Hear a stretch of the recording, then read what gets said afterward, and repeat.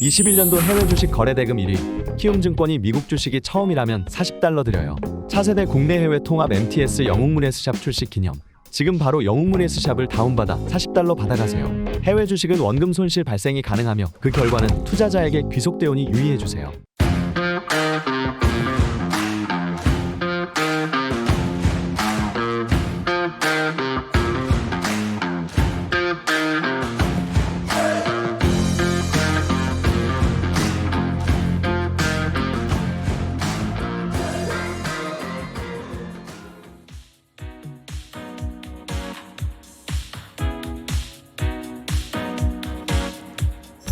아침에 시작을 알리는 글로벌 주식 라이브 월스트리트 모닝 브리핑 12월 16일 금요일 방송 시작하도록 하겠습니다. 여러분 안녕하세요. 여돈입니다.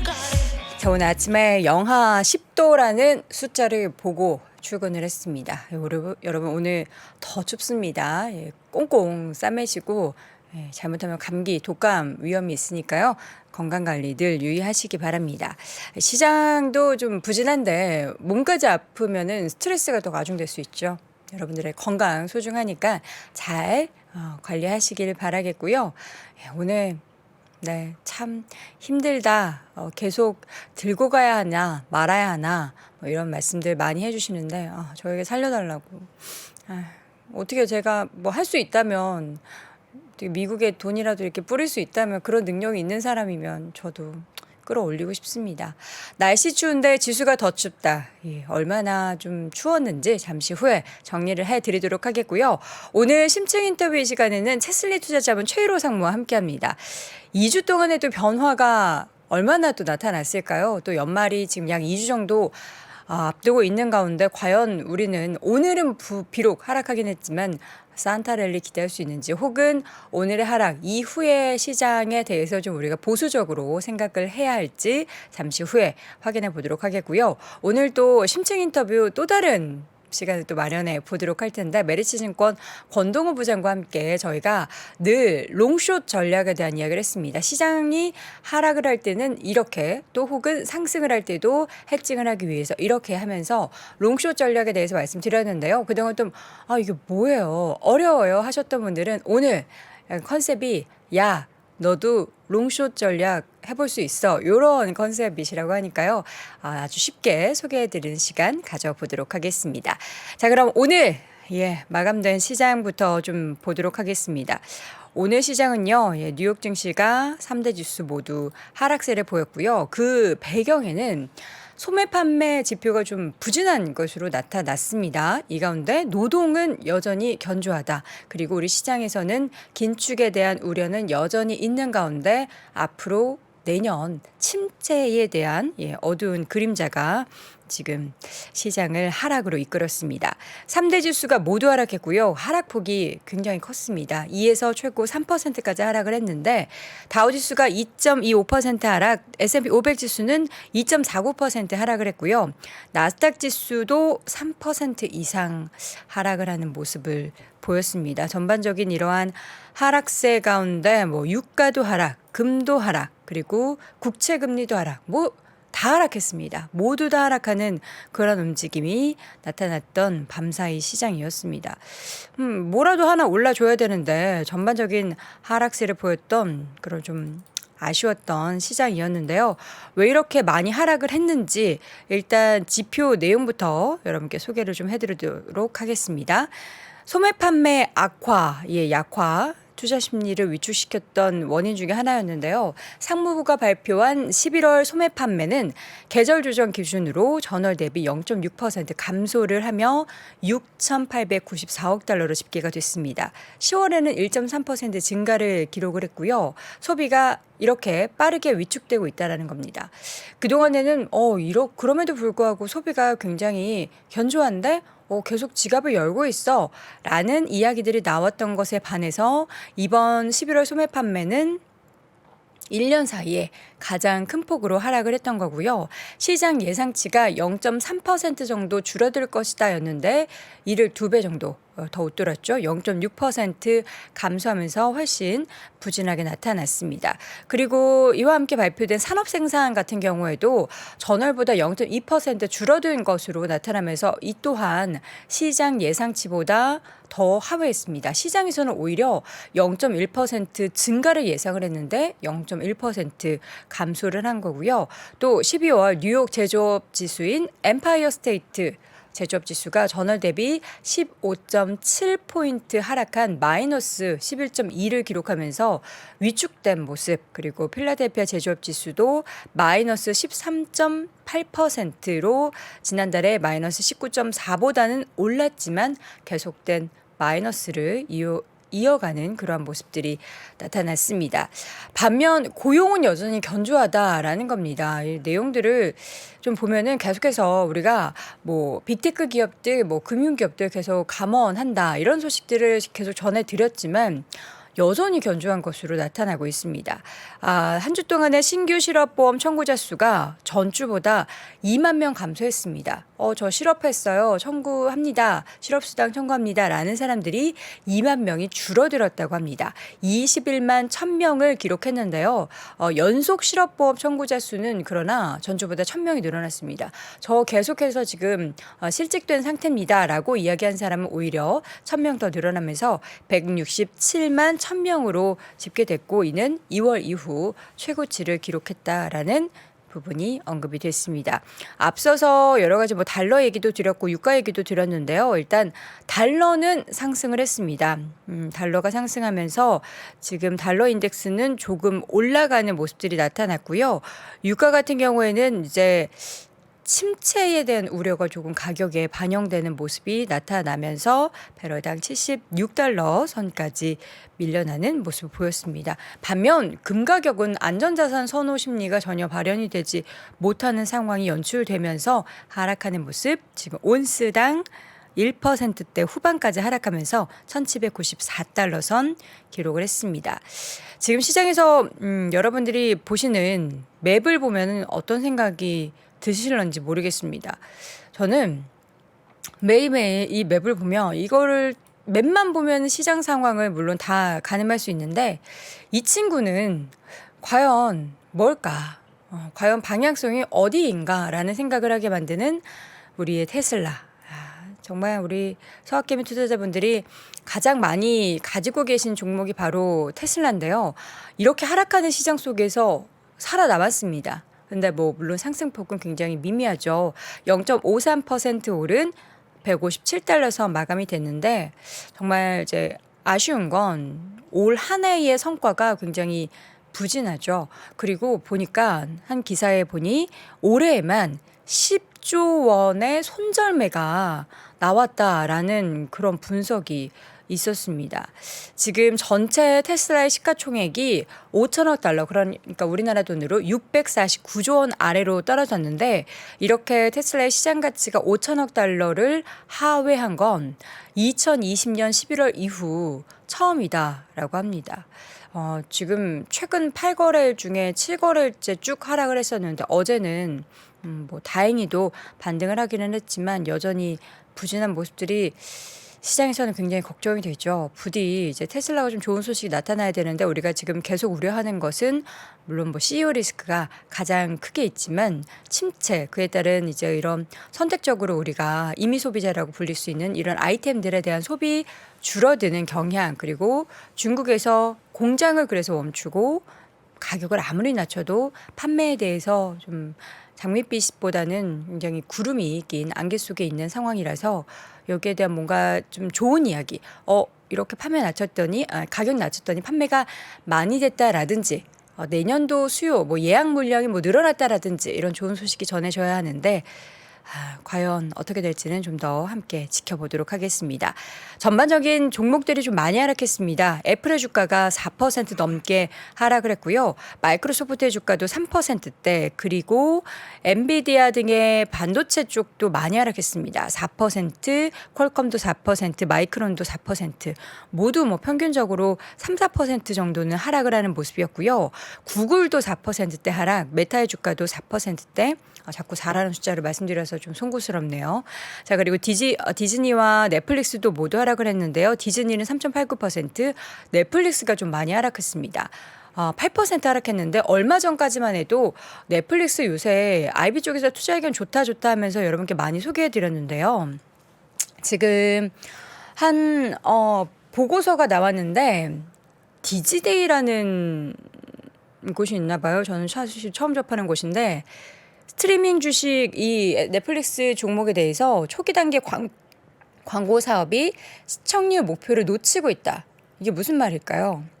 광고 쪽이 별로 안 좋다라는 거죠. 광고 쪽 환불을 제한했다. 환불을 제한했다. 넷플릭스가 광고주에게 우리 요거 목표치 못 채웠으니까 환불해 줄게. 이런 부분들이 지금 언급되면서 주가는 8% 넘게 하락했습니다. 같은 섹터에 있는 워너브라더스 디스커버리 같은 경우에도 지금 구조조정 비용 추정치를 10억 달러 더 늘린 다음 구조조정하면은 이제 비용이 많이 발생을 하게 되죠. 그런 10억 달러에 대한 비용 부담 때문에 7% 이상 하락하는 모습들이 연출이 됐습니다. 자, 아래 헬스케어 섹터는 좀 제한적이긴 했지만 어쨌든 같이 모두 하락을 했습니다. 뭐 존슨앤존슨도 1%대 하락, 일라이릴리도 하락, 머크도 1% 넘는 하락을 보였고요. 뭐 파이자도 마찬가지로 하락을 했고 암젠도 1% 넘는 하락을 보였는데 이 가운데 노바백스의 주가가 좀 크게 하락을 했습니다. 20% 이상의 급락인데 이게 최대 1억 2,500만 달러의 보통주 매각 그리고 1억 2,500만 달러의 전환사채 발행 제한 이후에 주가가 좀 큰 폭으로 급락을 하는 모습이 나타났습니다. 여기 통신 관련해서 버라이즌 같은 경우에는 유일하게 좀 초록불을 살짝 켜고 있는 모습이죠. 위로 조금 올라가 볼까요? 0.85% 소폭 올랐는데요. 내용을 보니까 이제 모건 스탠리에서 버라이즌이나 AT&T에 대해서 이 통신 관련된 기업들이 역사적 수준에 비해서 주가가 굉장히 매력적이다. 그러니까 많이 하락했다라고 이야기하는 거죠. 그러면서 투자 의견을 동일 가중치에서 비중 확대로 상향 조정한 이후에 주가가 조금 올랐고요.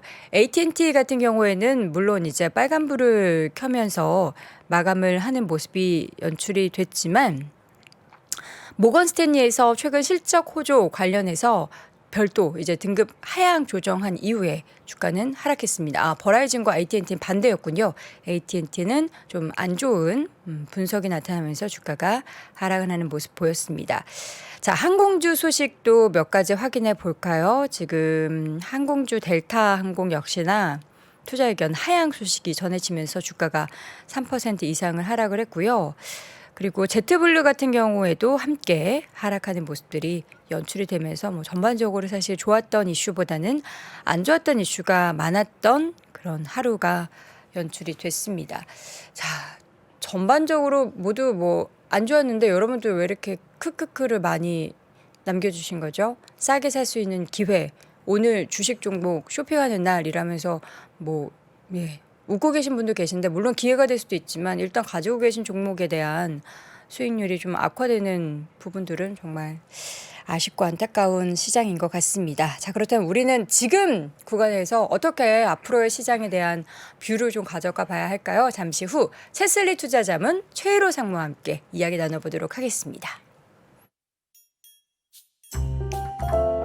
크리스마스 연말 특집으로 준비한 8차 투자 공간에서는 한층 업그레이드된 배당 투자 실무, 누구나 따라할 수 있는 롱숏 전략과 함께 펀더멘털의 테크니컬 분석의 콜라보를 통한 매운 주식 선별법 특강을 선보입니다. 24일 토요일 오전 9시 라이브로 진행합니다. 네, 월스트리트 모닝 브리핑 함께하고 있는 시각 6시 44분 지났습니다. 여러분들 웃는 게 아니라 해탈한 거다. 실성하셨다. 산타랠리 끝났나요? 공포의 L자형. 예. 또 강칠천 소환되나요? 우리 어떡하죠? 시장 이야기는 제가 뭐 이야기해 드릴 수는 없고요. 우리 최일호 상무님과 함께 이야기 나눠보겠습니다. 상무님 어서 오세요. 예, 안녕하세요. 네.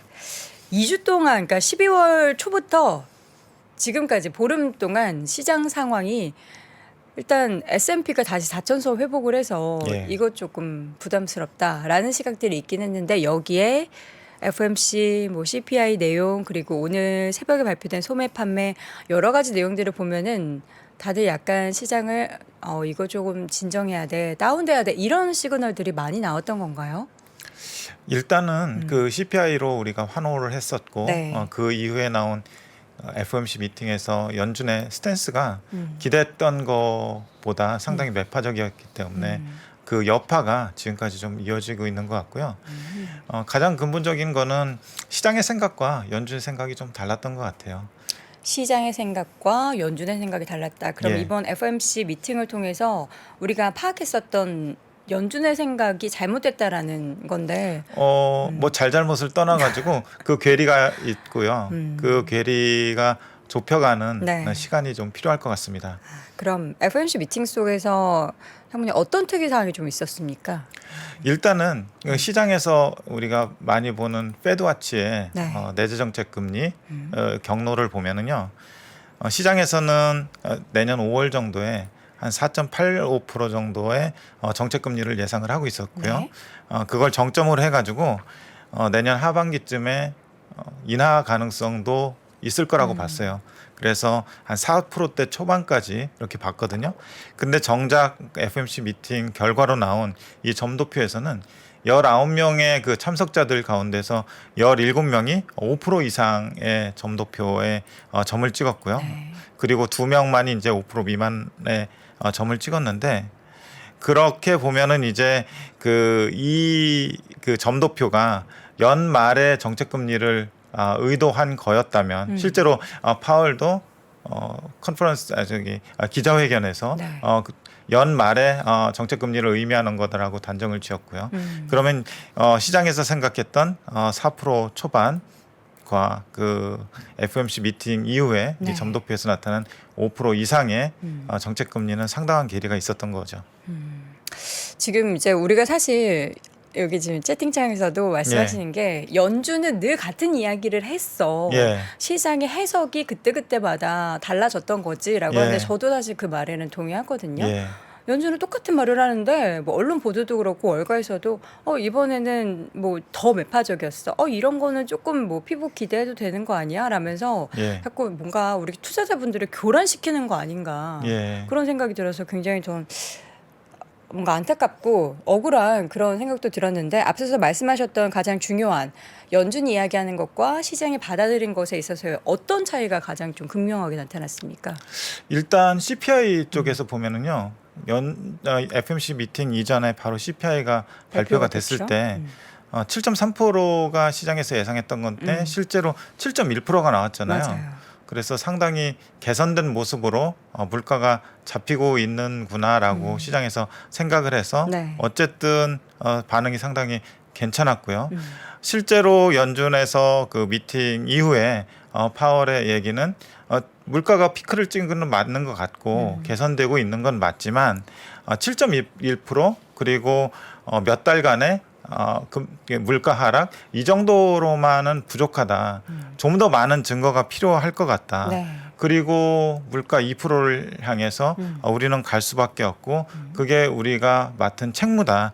이런 것들을 강조하면서 인플레 중에서도 상품 물가나 그 주택 경기, 주택 관련된 물가는 빠지고 있고 실제로 내년 정도에 빠질 거로 예상을 하고 있지만 네. 서비스 관련 물가는 쉽게 지금 안 빠지고 있다. 그 부분을 잘 살펴봐야 된다라고 강조를 했습니다. 네. 서비스는 사실 리오프닝이 막 시작되기도 했기 때문에 예. 이게 정말 쉽게 꺾이지 않을 것 같은데 그럼 서비스 물가가 꺾이기 위해서는 뭐 시간이 필요한 겁니까? 아니면 뭐 어떤 장치적인 요소가 필요한 겁니까? 지금이 좀 구조적으로 나타나고 있는 문제가 락다운에서 계속 리오프닝이 일어나고 있고 그쵸. 서비스 쪽에서 고용이 막 창출되고 있는 상황인데 실제로 전체 일자리하고 구직자 수를 이렇게 비교를 해보면은 네. 일자리가 구직자 수에 비해서 많습니다.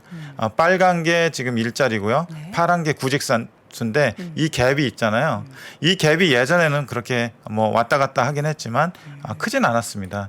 지금 이 갭이 한 350만 명에서 400만 명으로 추산이 되는데 네. 이 갭이 나타난 이유가 팬데믹 때 조기 은퇴한 사람들 그리고 이민자 수가 줄어든 영향 이런 요인들이 가장 크다고 얘기를 하고 있거든요. 그렇죠. 그래서 옆에 보면은 임금 상승률이 계속 3%대 내외에서 움직였었어요. 역사적으로 정상적인 상황에서는. 네. 그런데 지금 보시면 5%대에서 떨어지지 않는 모습을 보이고 있는 것이 노동 공급이 확대되고 있지 않기 때문에 임금 상승이 꺾이고 있지 않다. 반대로 노동 공급이 확대되어야지만 임금 상승률이 꺾이고 물가도 좀 꺾이고 할 것 같다라고 하는 것이 연준의 생각입니다. 네. 또 다른 차이는 뭐가 있을까요? 또 다른 차이는 이제 경기를 보는 차이인데요. 경기 중에서 이제 그 SEP라고 해서 Summary of Economic Projection 이 전망하는 게 있잖아요. 이 전망한 거를 보면은 크게 GDP하고 실업률을 보면은 23년에 보면은 실질 GDP 성장률을 0.5%로 더 낮췄어요. 보고 있고요. 그렇죠. 이제 9월에 비해서 더 낮췄죠. 그리고 실업률을 4.6%로 보고 있어요. 높였죠. 예, 높였죠. 얼핏 보면은 0.5%의 성장 그리고 4.6%의 실업률. 그냥 직관적으로 보면 매우 안 좋아 보이잖아요. 근데 연준에서는 0.5%의 성장도 성장이다. 근데 저 같은 표에 저 끝에 가보면 마이너스도 있었잖아요. 그 레인지가. 예. 그러면 침체 아닙니까 마이너스가? 그만큼 이제 연준의 의원들 사이에서도 네. 의견이 분분하다는 건데 그런 극단치를 제외하고 네. 여기 이제 미디언 값을 적어놓은 건데 그게 이제 0.5%로 보는 거죠. 그래서 파월 의장이 경기 침체까지는 가지 않을 거라는 그런 류의 발언을 했던 거군요. 그러니까 그렇죠. 어쨌든 조금이라도 성장을 하긴 하니까. 예, 그런 류의 발언을 했고 지금은 어쨌든 침체냐 침체 아니냐를 떠나서 물가 잡는 게 최선의 우선이다. 목표다라고 여러 번 강조를 했고요. 실업률 같은 거 보면은 4.6%인데 4.6%면 꽤 높아 보이고 네. 지난번 기자회견에서 어떤 기자가 실업률이 4%가 넘어가면은 이거 침체 수준 아니냐라고 할 때 그때 언급을 피했었는데 네. 이번에도 비슷한 질문이 나왔는데 4.6%면 침체를 걱정해야 되지 않냐라고 했을 때 지금 자연 실업률 수준이 높아지고 있는 상황이고 4.6% 실업률도 괜찮은 수준이라고 오히려 얘기를 했습니다. 자연 실업률이라고 하면 완전 고용 상태에서의 실업률이거든요. 네. 그런 실업률이 높아지고 전에 이제 뭐 3.3%대 중반, 4%대 뭐 초반 이렇게 정도라고 생각을 했었는데 그 수준 자체가 높아지고 있고 4.6%라고 하더라도 꽤 괜찮은 실업이기 때문에 이 정도 감내하고 물가를 잡는 거는 괜찮다라는 뉘앙스의 얘기를 많이 했습니다. 네. 그럼 우리가 지금 나오는 이제 앞으로의 지표 발표 내용들을 굉장히 잘 봐야 될 것 같은데 일단 밤사이에 나왔었던 실업수당 청구 건수와 소매 판매 여전히 고용이 좀 견조하다라는 그런 내용. 소매 판매 쪽은 확실히 이거 지갑을 닫는 거니까 침체 오는 거냐 뭔가 상반된 그런 시그널을 줘서 뭐 어떻게 우리가 생각해야 되나요? 그래서 그 연준의 시각하고는 좀 반대되는 그런 지표들이 좀 나왔다고 볼 수 있을 것 같고요. 사실 좋게 나오려면은 고용이 좀 안 좋은 모습으로 나오고 오히려 소매 판매는 좀 견조한 모습으로 나왔으면은 어제 밤 사이의 증시 모습이 좀 달라졌을 텐데 그 반대로 나왔습니다. 실제로 일단 주간 신규 실업수당 신청 건수를 보면은 21만 1,000건이 나왔어요. 그런데 팬데믹 이전에 2019년을 보면은 21만 8천 건이 평균이었거든요. 지금 수준이 팬데믹 이전보다도 더 낮은 수준이라는 거죠. 그래서 고용시장이 여전히 뜨겁다라는 거를 이 지표를 통해서 볼 수 있고요.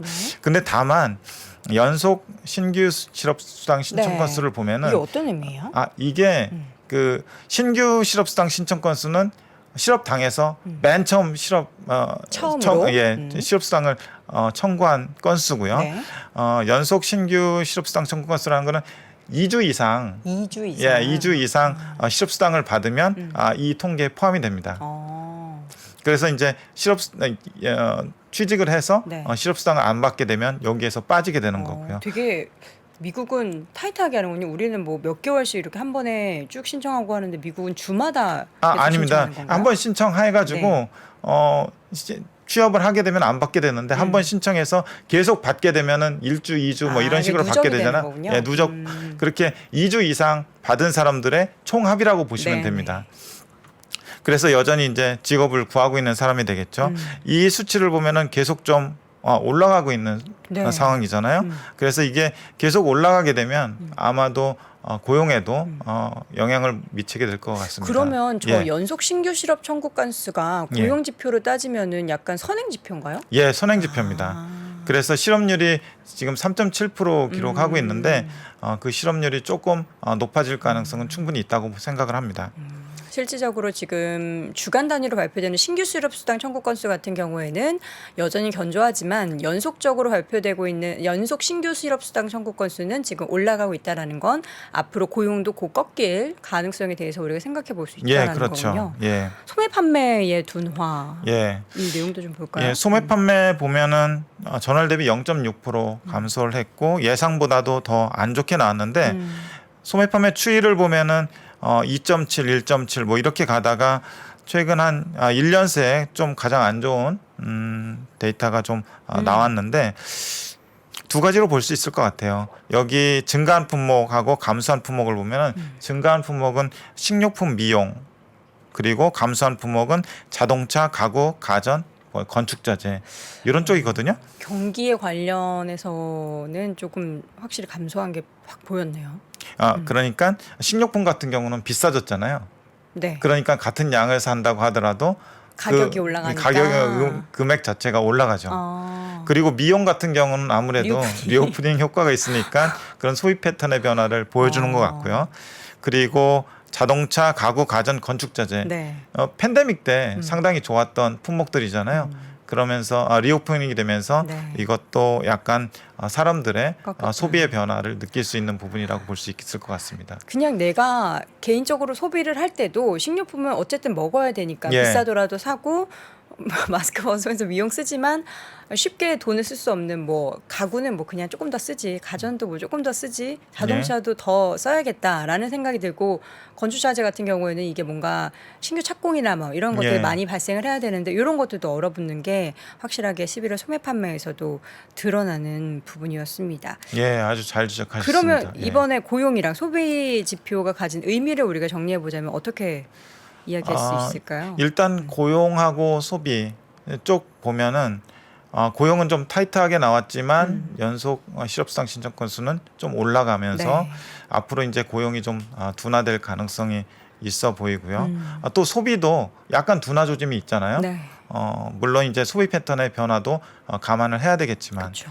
그러면서 앞으로 사람들이 그 씀씀이가 좀 줄어들 것 같다는 생각이 들고 네. 그러면서 기존에 조기 은퇴했던 사람들이 다시 경제 활동에 참여할 가능성이 높다고 생각이 되는데 그걸 여실히 좀 보여주는 지표가 저축률인데요. 네. 저축률은 실제 받는 소득 대비 저축인데 이게 지금 2.3%를 기록을 하고 있어요. 줄어들고 있는 예, 거죠. 이 2.3%가 의미하는 거는 기존의 팬데믹 이전에 한 8, 9%까지 갔던 그런 저축률이 2.3%까지 떨어졌다는 거는 사람들이 쓸 돈이 점점점 줄어들고 있다는 의미거든요. 네. 그러면 팬데믹 때 조기 은퇴했던 사람들이 다시 경제 활동에 참여하고 그러면서 노동 공급이 확대되고 네. 그러면서 임금 상승률도 줄어들고 물가도 둔화되는 그런 선순환 과정이 있을 것 같고 네. 이것이 연준이 원하는 물가 하락에 특히 이제 서비스 물가 하락의 경로가 될 것 같아요. 이렇게 되는 데는 상당 기간의 시간이 또 필요하겠죠. 예, 상당 기간의 시간이 필요한데 네. 뭐 당장 이 물가가 줄어들거나 또 그거로 인해 연준의 스탠스가 바뀌거나 네. 하는 것보다는 좀 느긋하게 좀 시간을 가지고 나오는 지표들을 관찰해 볼 필요가 있을 것 같습니다. 네. 자, 이어서는 지금 또 가장 중요한 게 이 가운데 과연 S&P 500 기업들의 이익 추정치들이 또 얼마나 저는 떨어졌을까가 걱정이 되는데 많이 뭐 그 사이에도 변화가 있었나요? 일단 3분기 실적 발표 중에 이익 하향 조정이 많이 됐는데요. 그렇죠. 많이라면 많이고 적게라면 적게인데 약 고점에서 한 4% 정도의 이익 추정치가 하향 조정이 됐습니다. 네. 현재는 뭐 특별한 모멘텀 없이 횡보하고 있는데 이제 4분기가 다 끝나가잖아요. 그러면서 다음 달부터는 실적 프리뷰가 나올 거고 다음 달 말부터는 본격적인 또 실적 시즌이 도래를 할 것이기 때문에 이 부분에도 상당히 격렬한 반응이 기업별로 있을 것 같습니다. 네. 특히 최근에 이슈가 되고 있는 테슬라 같은 경우 1월 초에 4분기 판매 대수를 발표를 할 거거든요. 너무 걱정돼요. 예, 그러면서 이제 실제로 테슬라를 괴롭혔던 네.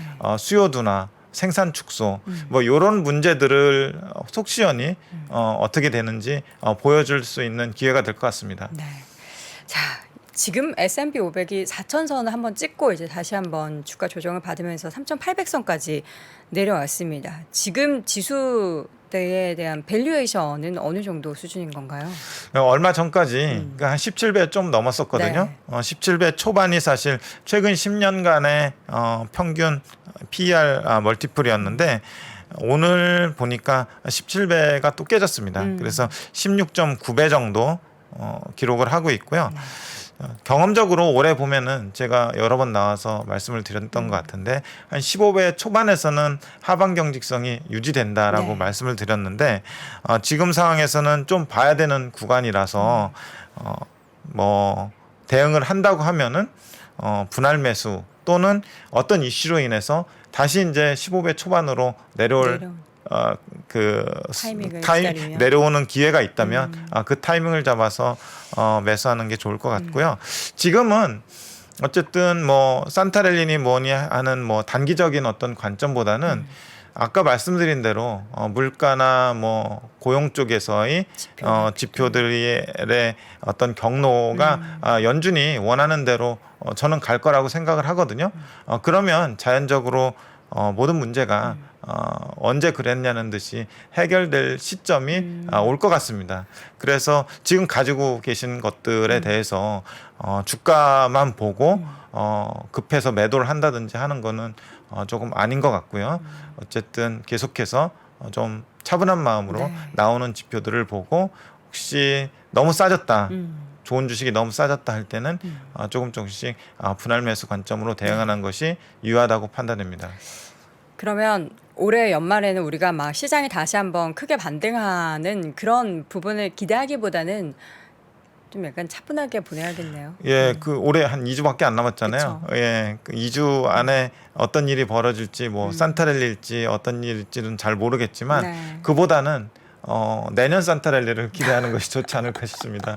1년 뒤에 산타랠리를 기대하는 게 좋겠다. 그러니까 사실 지표 내용들이 확실하게 이제 완전 시장이 이야기하는 유의미하게 변화하려면 당장 다음 달에 변화는 사실 기대하기는 어려울 것 같게 뭔가 기조적으로 바뀌려면 거의 분기 정도는 지나봐야 그걸 예. 알 수 있는 거잖아요. 그러니까 우리가 모르는 사이에 뭔가 조금씩 변하고 있어요. 지금 그렇게 꺾일 것 같지 않았던 네. 인플레도 지금 생각지 못한 방향으로 지금 꺾이고 많이 있고요. 꺾이고는 있고. 예, 다른 개선되는 부분들이 있는데 네. 그 속도의 차이가 저희가 느끼는 거와 또 연준이 느끼는 거와 서로 다른 거죠. 그쵸. 예, 저희는 이 정도면 됐지 않았느냐라고 보는 건데 연준은 이 정도로는 부족하다. 네. 확실히 잡아야 된다라고 생각을 하는 그런 어떤 괴리가 지금 발생하고 있는데 네. 그 괴리는 시간이 지나면서 분명히 좁혀지고 해결되는 시점이 올 거라고 생각을 합니다. 네.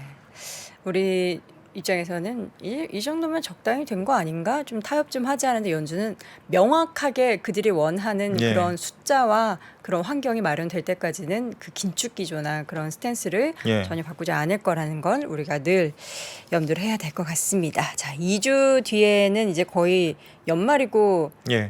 이제 신년을 맞이하는 이야기를 해볼 텐데 그 예. 이야기를 할 때는 부디 좀 좋은 이야기를 했으면 좋겠고요. 자, 오늘 이 시간 채슬리 투자자문의 최희로 상무와 함께했습니다. 사모님 고맙습니다. 예, 감사합니다. 임자, 3프로 TV랑 백년 화편이랑 참 똑같은 거 알아? 암만 알죠. 참 잘들 만들어. 3프로 콘텐츠도 그렇고 백년 화편은 쫄깃쫄깃 떡맛이 참 좋고. 또 락샤리 하자뇨. 3프로 내용이랑 백년 화편식 재료가 얼마나 고급진데. 무엇보다 참 성실들혀. 매일 새 콘텐츠 올려주고 매일매일 당일 만든 떡만 배송하자뇨. 떡상하는 그날까지 백년화편. 제 꿈은 아이돌입니다. 저는 웹툰 작가로 성공하고 싶어요. 우리 회사 제가 크게 키워야죠. 준비된 미래의 슈퍼스타 우리 자녀. 최고의 보험으로 지켜주고 싶죠. 그래서 준비된 태아부터 30세를 위한 자녀 보험. 삼성화재 마이 슈퍼스타. 체중형 보장특약을 선택하면 자녀가 성장하는 만큼 보장금액도 함께 성장하는 삼성화재 마이 슈퍼스타. 삼성화재 마이 슈퍼스타로 소중한 우리 자녀의 미래를 준비해보세요. 태아는 출생 이후 보장. 보험가입 전 유의사항을 확인하세요.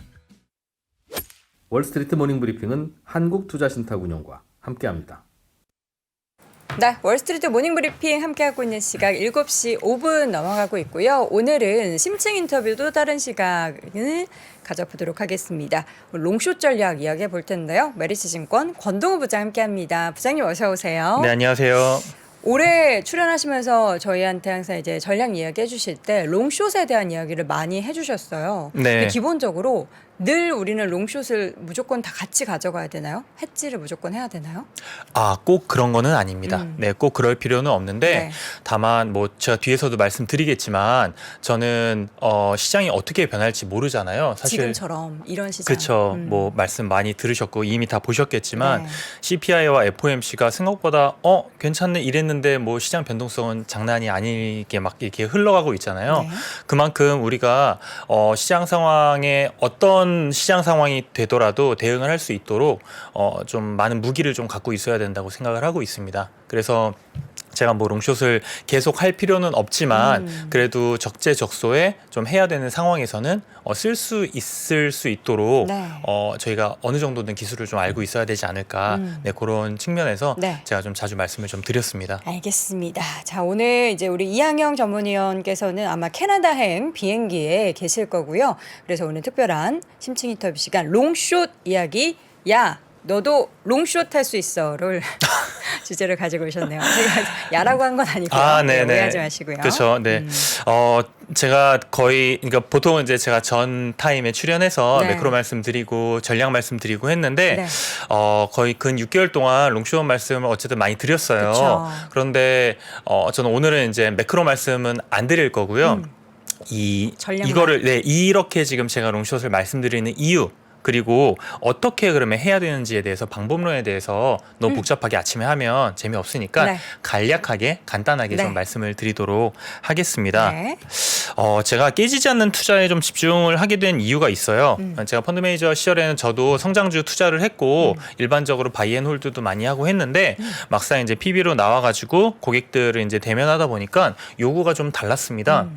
그러니까 자산가 특히 자산가 분들이 본인의 돈을 굉장히 지키고 싶어하세요. 뭐 그쵸. 그쵸. 뭐 다들 같은 생각이긴 한데 누구나 자신의 돈을 지키고 싶어하면서도 굉장히 수익을 또 많이 내고 싶어하잖아요. 누구나 그렇죠. 그렇죠. 하지만 이게 양립이 되질 않습니다. 언제나 리스크를 진 만큼 수익도 그만큼 따르기 때문에 네. 굉장히 힘들죠. 대신에 이제 많은 분들이 성장주나 이렇게 투자하시는 분들은 높은 수익에 좀 더 집중하시는 거고 좀 자산이 좀 있으신 분들은 높은 수익보다는 적당한 수익이지만 꾸준하게 내는 거를 조금 더 거기에 집중을 좀 더 하고 계십니다. 네. 두 번째는 제가 펀드 매니저 시절에 이제 중국 펀드도 이제 운용을 했는데 성장주 위주로 투자를 하면서 굉장히 좀 좋았어요. 그래서 수익률도 굉장히 좋았고 2016년, 17년에 좋았는데 2018년에 미중 무역 분쟁이 딱 시작이 되니까 이 방어할 수 있는 방법이 정말 없더라고요. 그냥 1년 내내 빠졌습니다. 마치 올해처럼 네. 올해 미국 장과 이제 글로벌 장처럼 저는 이제 2018년에 이제 미리 이제 경험을 한 거죠.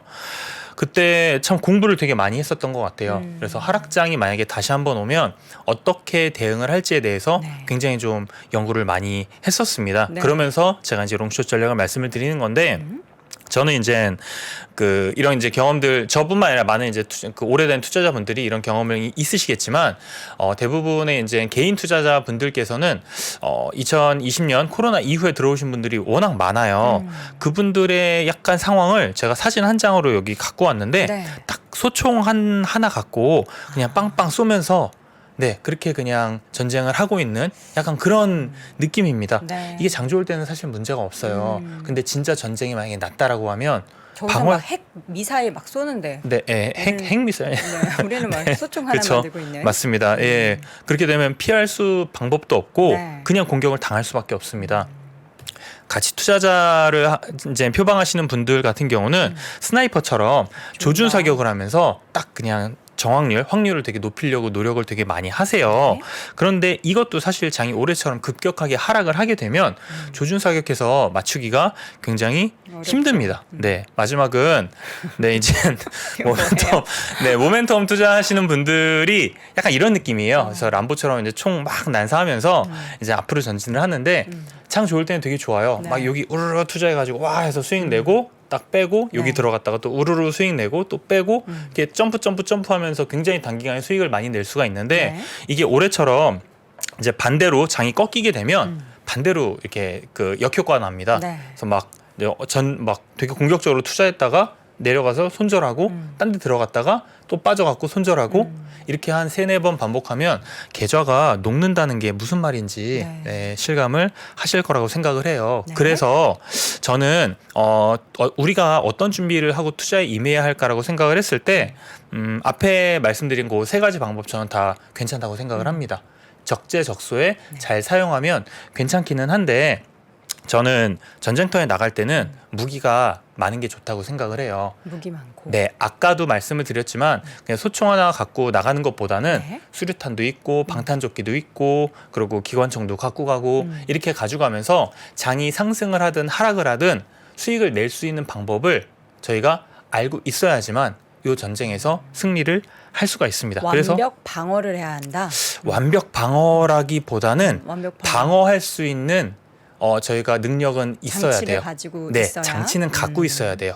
그러니까 아는 것과 그러니까 모르는 것과 아는데 안 쓰는 건 다른 거예요. 네. 근데 알기는 알아야 된다는 거죠. 자, 그러면 롱숏 전략 이야기를 참 많이 해주셨는데 네. 어렵다라고 느끼시는 분들을 위해서 오늘 쉽게 네. 좀 설명을 해주시길 바랍니다.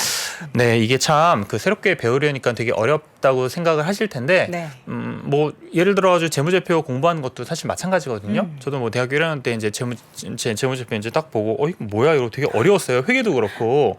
근데 익숙해지니까 이제 이거구나 이제 아는 거잖아요. 네.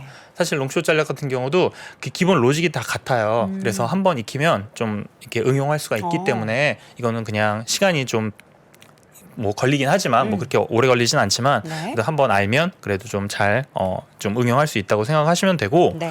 보통 롱숏을 이제 외국인과 기관의 전유물이라고 생각을 하시는데 맞습니다. 네, 이들이 대부분 하는 게 맞아요. 이게 왜냐하면 아무래도 공매도를 하는 게 개인이 굉장히 번거로워요. 그러다 보니까 공매도를 조금 그나마 자유롭게 할 수 있는 기관 그리고 또 외국인도 결국에는 기관이니까 그들이 이제 많이 하는데 보통 이제 종목으로 이제 롱숏을 많이 합니다. 그래서 제가 예를 하나 들어서 갖고 왔는데 네. 뭐 네이버, 카카오 이렇게 이제 페어로 이제 잡는 거예요. 이게 장이 좋을 때는 사실 좋아요. 뭐 페어로 잡는다는 게 두 종목을 다 산다라는 거죠? 아니요. 그러면? 페어로 잡는다는 게 양쪽 다 상승과 하락이 다. 그 같은 섹터 내에서 보통은 이제 뭐 예를 들어가지고 삼성전자를 롱을 하고 네. 뭐가 있을까요? 고려 아연을 숏을 하고 이런 네. 경우는 뭐 할 다른 수는 섹터. 있지만 많이는 없어요. 다른 섹터는 많이는 없는데 같은 섹터 내에서 비슷한 종목 간의 괴리가 벌어지는 거. 거기에 초점을 맞추는 거예요. 네. 그래서 제가 네이버랑 카카오를 갖고 온 거예요. 제가 네이버랑 삼성전자를 갖고 온 게 아니라 네. 상승장에서는 뭐 다 이때는 오르죠. 사실 롱숏을 할 필요는 크게 없어요. 그냥 누가 더 많이 오르는지 고르면 됩니다. 네. 뭐 사실 네이버 골라도 돼요. 카카오 더 많이 올랐지만 그런데 문제는 여기서부터 이제 시작이 되는 거죠. 이제 고점을 찍고 만약에 특정 회사에 중요하게 보고 있는 지표가 꺾이기 시작했다라고 네. 하면 이제 이게 고평가다라고 생각을 하면 카카오가 그냥 고평가라고 할게요. 그러면 카카오가 떨어지거나 아니면 네이버가 카카오만큼 고평가를 받거나 둘 중에 하나예요. 그러니까 카카오 내려오거나 네이버가 올라오거나 둘 중에 하나예요. 같이 떨어지지 않았나요? 그렇죠. 같이 떨어졌죠. 네. 그래서 이제 만약에 어느 정도 지금 시장이 고평가가 됐고 특히 그 특정 종목에 어떤 특정 이제 그 팩터들이 이제 고평가가 됐다라고 하면 그때부터는 같은 섹터 내에 있는 애들이 이만큼 고평가를 받거나 네. 아니면 얘가 떨어지거나잖아요. 그쵸. 그러면 카카오를 숏을 하거나 네이버를 롱을 해도 되는데 둘 다 리스크가 있다는 거예요. 그쵸. 아까 말씀하셨잖아요. 네. 둘 다 떨어졌다고. 그러면 안 되잖아요. 네. 카카오는 성공했지만 네이버는 실패하잖아요. 그렇기 때문에 그때는 카카오를 숏을 하고 네이버를 롱을 같이 하는 겁니다. 같이 해서 아까 고평가라고 아까 카카오 고평가라고 말씀을 네. 드렸었잖아요. 그렇기 때문에 고평가가 된 그 종목이 조금 더 떨어질 거에 조금 더 상대적으로 더 부진할 네, 거에 네, 네. 베팅을 한다고 생각을 하시면 돼요. 그럼 이제 그 차이에서 수익과 손실의 그 차이에서 나오는 그 맞아요. 수익을 네. 보는 거군요. 네, 하나는 마이너스가 나서 기분이 나쁘시겠지만 그거 말고 그냥 마이너스와 플러스 된 거를 두 개를 결국에는? 더해서 플러스만 나오면 돼요. 네. 네, 거기에 조금 더 집중을 하시면 되는데 지금 딱 들어봐도 좀 어려워 보이잖아요. 뭘 선택해야 될지 모르잖아요. 네. 네이버를 뭐 숏을 할지 뭐 카카오를 숏을 할지를 선택하는 그 분석은 네. 우리 부장님처럼 그렇게 전문가만 할 수 있는 거 아니에요? 그래서 제가 그 종목에 대한 롱숏을 말씀드리는 게 아니에요. 아, 그럼 네, 뭐예요? 그래서 저는 매크로 환경을 보면서 투자 아이디어를 얻어서 조금 더 개인들도 쉽게 할 수 있도록 매크로 롱숏을 하자고 계속 말씀드리는 거예요. 지수로? 네, 지수로. 지수나 섹터로. 네. 네, 그렇게 하자고 말씀드린 건데 뭐 여기 하루 종일 하잖아요, 3%. 그리고 미국 주식에 미치다도 어쨌든 굉장히 높은 퀄리티의 컨텐츠를 하루 종일 이제 생산을 해서 네. 그 개인 투자자분들한테 이렇게 보여드리고 있는데 네. 저는 여기서 흐름을 읽고 투자 아이디어를 얻어갖고 실전에 좀 적용을 하시기를 좀 바라고 있습니다. 네. 그래서 참 이 질문들을 많이 하세요. 매크로를 보고 롱숏 포지션을 어떻게 잡나요? 네, 이게 참 어렵죠. 네. 네, 매크로가 항상 말씀드리는 게 듣고 그냥 그렇구나 이게 교양 과목처럼 듣기에는 너무 아까워요. 근데 네. 올해 내내 이 매크로적인 얘기들을 너무 많이 들어서 우리 이제 시청자분들, 투자자분들은 네. 매크로 박사 됐을 것 같아요. 박사가 되는 것은 좋은데 이 공부를 했잖아요. 네. 그러면 이거 실전에 적용을 활용. 해야죠. 네, 뭐 공부를 했으면 이제 돈을 벌어야죠. 어떻게 하는 거예요? 네. 그래서 올해는 실전에 적용한 분들은 수익을 생각보다 많이 냈습니다. 그래서 이분이 이제 유명하신 분인데 시타델이라는 그 미국의 이제 헤지펀드 이제 켄 그리핀이라는 창업주인데 네. 약세장에서 수익률 18%인데 이게 상반기고요. 11월 기준으로는 32% 수익을 냈습니다. 저분들은 근데 헤지펀드고 워낙에 잘하는 분들이잖아요. 맞아요. 네, 그러니까 그렇죠. 그런데 네. 이분 말고 대부분의 헤지펀드들이 올해 손실이 굉장히 많이 났어요. 그러니까 그 말씀을 하시고자 하는 이유는 네. 이렇게 양쪽 롱숏 포지션을 잘 취하면 네. 하락장에서도 수익을 낼 수 있다 이런 말씀을 하고 싶으신 거죠? 네, 맞아요. 네, 올해는 특히나 방향이 위든 아래든 네. 명확했거든요. 근데 지금까지 미국 시장을 보면 네. 근 10년 동안 어쨌든 우상향이었잖아요. 그것도 어쨌든 방향성이었기 때문에 네. 위 방향에 베팅을 했으면 매수를 했으면 돈을 그래도 벌 수 있는 환경이었는데 네. 이번에는 떨어지는 자산은 많이 떨어지고 또 올라가는 자산은 굉장히 많이 올라갔어요. 네. 그렇기 때문에 이때는 올라가는 거와 내려가는 거를 둘 다 잡을 수만 있다면 수익을 그래도 잘 낼 수 있었던 환경이었던 거죠. 네. 뭐 이분은 뭐 다 아실 거예요. 레이 달리오인데 이분도 수익률을 많이 냈지만 11월에 쇼패팅을 계속 하다가 증시가 올랐잖아요. 그래서 11월에 굉장히 그 수익 낸 거를 많이 뱉었습니다. 이렇게 수익만 낸 분들만 있는 건 아니죠? 그렇죠. 네, 이분이 상승장에서 굉장히 유명하신 이제 타이거 글로벌 펀드의 이제 창업주인데 올해 수익률이 마이너스 50%가 넘습니다. 이분은 성장주 위주로 투자를 하세요. 우리 캐시우드 누님과 비슷하네요. 네, 그분보다는 좀 나아요. 네, 좀 난데 뭐 거의 그냥 비슷비슷합니다. 그러니까 이분은 그냥 롱에만 굉장히 강하게 이제 베팅을 하셨던 거죠. 그렇기 때문에 사실 이렇게 되면 그러니까 한 방향에만 이제 계속 이렇게 보고 있으면 이렇게 손실이 이렇게 크게 나면 제가 뒤에서 표로 보여드리면서 말씀을 드리겠지만 네. 장기적으로 수익을 내기가 쉽지가 않습니다. 자, 그렇다면 이제 방법을 알려주시죠. 다들 네. 지금 너무 서론이 길다고 아우성입니다. 네, 그래서 요거 이제 예로 좀 말씀드리면 될 것 같아요. 이게 2020년은 이제 상승과 하락 방향이 명확했던 해라고 말씀드렸는데 네. 특히 올해 초에 러시아와 우크라이나 전쟁이 딱 터졌을 때부터 우리가 좀 아이디어를 얻을 수 있었어요. 내부자가 아닌 이상 사실 전쟁이 날지 몰랐습니다. 몰랐기 때문에 그쵸. 우리나 여기 앉아 있는 분, 지금 보시는 분, 그리고 미국에 있는 헤지펀드 다 마찬가지예요. 똑같은 환경에서 시작하는 겁니다. 네. 터졌어요. 그러면 우리가 생각할 수 있는 거는 그 에너지 가격이 오르고 그리고 주식 시장이 하락하고 그리고 특히 러시아 천연가스 의존도가 높은 지금 유럽의 천연가스도 급등하고 유럽 주식이 미국 주식보다 그래도 상대적으로 별로 이제 안 좋을 거라는 네. 그 정도의 이제 생각은 충분히 할 수 있었던 겁니다. 그래서 이런 매크로 환경 중에서 하나 조금 말씀을 드리면 설명을 한번 드려볼게요. 전쟁이 만약에 발발을 해서 에너지 가격이 오른다라고 했을 때 에너지만 사도 됐어요. 그렇죠. 됐는데 아이고 이게 문제가 뭐냐면 기억을 하실지는 모르겠지만 원래는 이렇게 전쟁이 오래 갈지 몰랐어요. 처음에는 이렇게 전쟁이 발생할 줄도 몰랐죠. 해도 러시아가 워낙 그 강력한 군사 대국이기 때문에 얼마 안 갈 줄 알았어요. 뭐 진짜 오래 가봤자 뭐 한 달, 뭐 몇 주 안에 그냥 초토화 시킬 줄 알았는데 네. 그렇게 안 끝났잖아요. 그래서 에너지 관련 자산만 매수하면 리스크가 있습니다. 전쟁이 단기에 끝나면 어떡하지? 네. 라는 그런 리스크가 있는 거예요. 그렇기 때문에 이런 리스크 관리를 하기 위해서 에너지 관련 자산, 뭐 에너지 ETF를 매수를 하면서 네. 동시에 주가 지수를 매수를 하는 겁니다. 이게 그 매수 매도가 롱숏은 꼭 아니에요. 네. 해지 포지션을 넣는 게 이제 그 롱숏이라고 보시면 되는데 네. 이게 왜냐하면 전쟁이 만약에 단기에 끝났어요. 그럼 에너지 가격이 오르다가 빠질 거 아니에요. 하지만 주식은 저희 주가 지수는 빠지다가 전쟁 끝나가지고 바로 좀 급등을 하겠죠. 네. 그렇기 때문에 여기에서는 에너지롱과 지수롱을 잡으면 어쨌든 상쇄가 되면서 수익을 낼 수가 있고 만약에 전쟁이 장기적으로 간다라고 하면 에너지 자산들은 가격이 계속 상승하겠지만 네. 지수는 하락을 할 거예요. 다만 이 지수 하락이 지금 미국에서 발생한 전쟁이 아니잖아요. 네. 그렇기 때문에 지수 하락은 제한적일 가능성이 조금 더 높다고 좀 판단을 할 수 있었습니다. 뭐 전 그 당시에 그렇게 판단을 했었는데 네. 그렇기 때문에 에너지 롱만 잡는 것도 괜찮기는 한데 에너지 롱과 플러스 해지를 하기 위해서 지수 롱 포지션을 같이 잡는 것 자체가 네. 수익을 낼 확률이 높다는 거죠. 결국에는 확률 싸움이에요.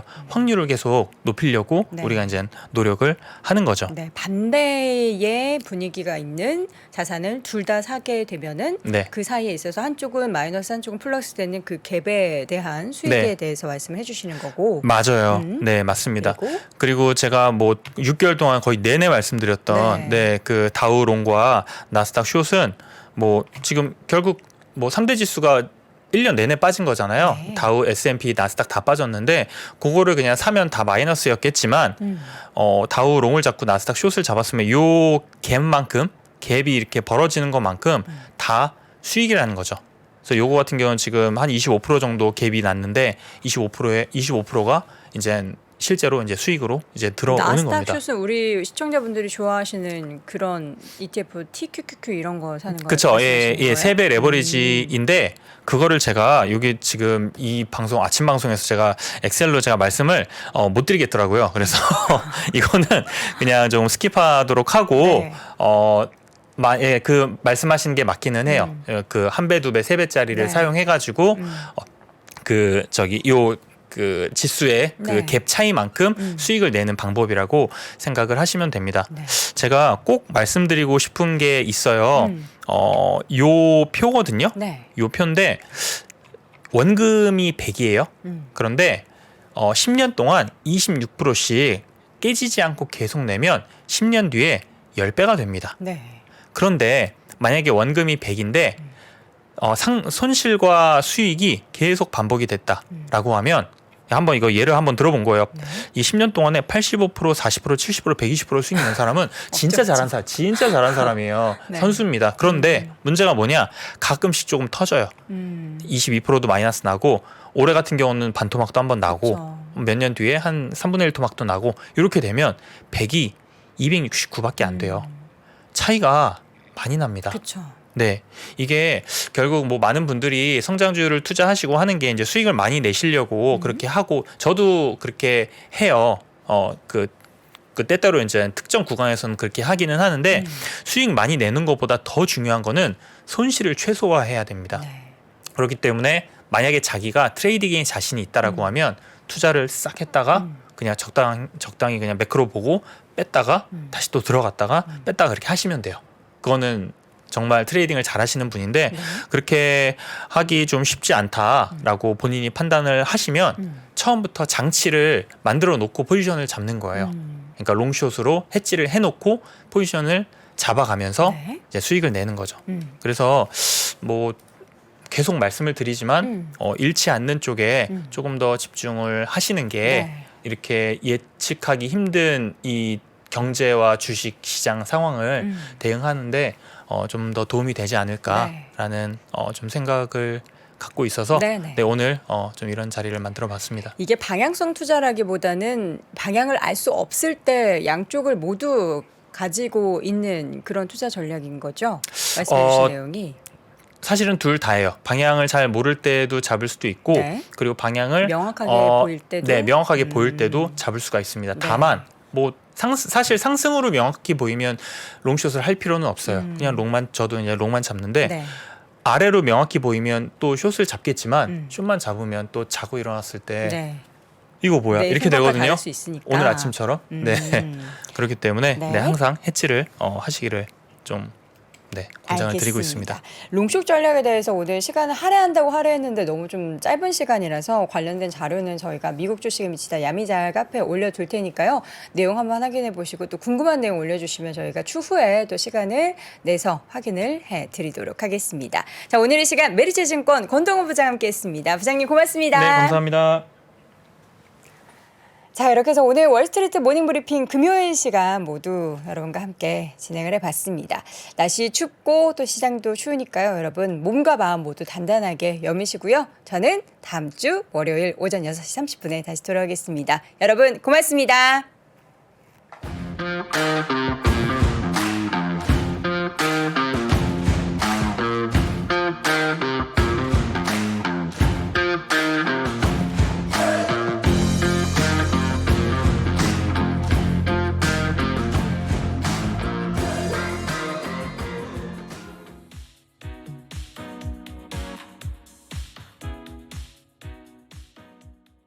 안녕하세요. 김프로 김동환입니다. 저희 3프로TV와 US닥이 글로벌 주식 투자 전문가 자격증 시험을 이번에 만들었는데요. 점점 그 중요성이 커지죠. 해외 투자에 대한 지식과 능력을 검증하는 글로벌 주식 투자 전문가 자격증.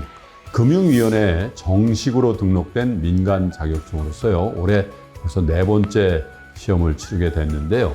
지금까지 총 200여 분이 이 자격증을 취득하셔서 이 치열한 금융시장에서 글로벌 투자 전문가로 활발하게 활동하고 계시죠. 여러분들도 이 자격증과 함께 여러분들의 꿈에 한 발 더 다가가 보시죠. 응시하고 싶은 분은요, 미주미.co.kr로 접속해 보시면 되겠습니다.